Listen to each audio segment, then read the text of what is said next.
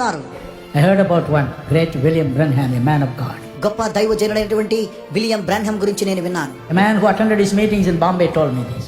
ఆయన మీటింగ్ కు హాజరైనటువంటి ఒక వ్యక్తి బాంబేలో నాకున్నాడు. 1954. 1954వ సంవత్సరం Brother William Branham came to the meeting. William Branham గారు ఆ యొక్క కూడికకు వచ్చినప్పుడు Preached a short sermon. చిన్న సందేశాన్ని అందించారు. Suddenly he said, అతను అన్నాడు, the angel of God is here. దేవుని యొక్క దూత మన మధ్యలో ఉన్నది. Holy Spirit is here. పరిశుద్ధాత్మ మన మధ్యలో ఉన్నాడు. And he looked at the people. ప్రజలను చూసి Suddenly he said, వెంటనే ఆయన అన్నారు, there is a man who has been carried into this meeting. ఒక వ్యక్తిని యొక్క కూడికకు తీసుకుని వచ్చారు. Almost dead. అతడు చనిపోయాడు. But అయితే God is touching him now. ఇప్పుడు దేవుడు అతనిని ముట్టుచూ ఉన్నాడు.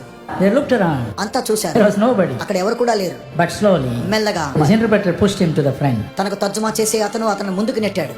There, near under the platform, they kept a man like that. అలాంటి ఒక వ్యక్తిని ఆ యొక్క ప్లాట్ఫామ్ క్రింద ఉంచినట్లుగా చూస్తూ ఉన్నాం. And William Branham said, William Branham అన్నారు, this is the man. ఈ వ్యక్తే. Immediately he stood up. అతను లేచి నిలబడ్డాడు. He looked at the balcony. ఆ బాల్కనీలో చూశాడు. And Sheila. Sheela. Where is Sheila? He said. Sheela ఎక్కడున్నారు? There was a girl అక్కడ ఒక అమ్మాయి ఉన్నారు. dying of tuberculosis. క్షయరోగంతో బాధపడుతున్నారు. Only skin and bone. ఎముకలు చర్మంతోనే ఉన్నారు. Almost gone. సమస్తము And కోల్పోయారు. he said, Sheila. ఎక్కడా Sheela? God heals you. Sheela నిన్ను దేవుడు And స్వస్థపరిచాడు. she stood up. ఆమె లేచి నిలబడింది. God showing him everything. దేవుడు సమస్తాన్ని చూపిస్తూ ఉన్నాడు. We must aspire for such a ministry. ఇలాంటి సేవను కావాలని దేవుని యొద్ద మీరు కోరుకోండి. If you want the gift of prophecy,